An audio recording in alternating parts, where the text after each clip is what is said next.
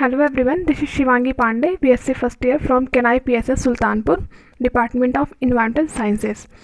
I want to thank HOD Sir Dr. Prakash Chand Tiwari for providing me this golden opportunity. Through this video, I am going to share about ozone.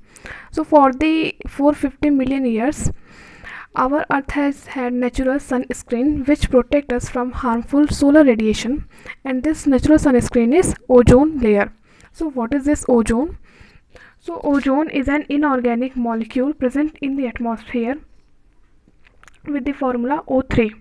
Approximately 90% of the ozone is present in stratosphere, and it protects us from harmful radiation, so it considered as good ozone, while remaining 10% of the ozone is present in troposphere, which serve as secondary pollutant and hence considered as bad ozone.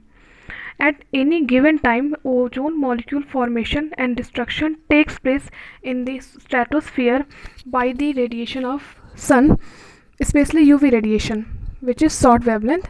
So in stratosphere, the ozone concentration is about 10 ppm. Study of ozone concentration started in 1920s, and it is expressed in Dobson unit and measured by Dobson spectrometer. So one Dobson unit contains about 2.69 into 10 to the power 16 ozone molecules, and this one Dobson unit is equals to 0.01 mm thickness. So our Earth have about 300 Dobson unit ozone layer, so means that 3 mm thick layer. So this just 3 mm thick layer protect us from harmful radiation and sustain life on the Earth. As I told you, ozone's concentration is about 10 ppm. So this equilibrium is disturbed by ODS. What is ODS? This ODS is ozone depleting substance, means the substance which deplete ozone layer. So the concentration, the equilibrium disturbed by this ODS and result in formation of ozone hole. This hole is not actually an hole, this is a thinning of the ozone layer. First of the ozone hole was discovered by Dr. Joseph Farman and his colleagues in 1957 over the Antarctica area during spring season, which is about September to November. So this ODS, the most prominent ODS is responsible for ozone depletion, and ODS is like CFC. CFC means chlorofluorocarbon.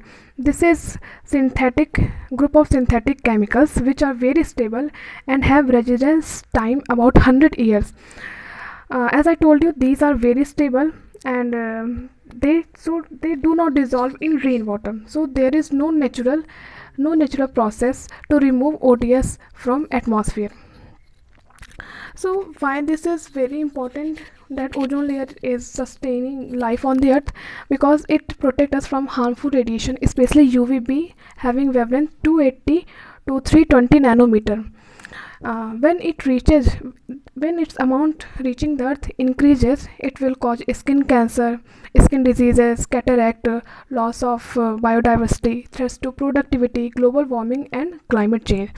So for this, the international community during 1970s and 80s become concerned about this ozone depletion, and hence in Vienna Convention for Ozone Layer, the international community formalized an organization, which is not an organization, means that they formalized cooperation about this issue, which is called Montreal Protocol in 1987, which became effective in 1989.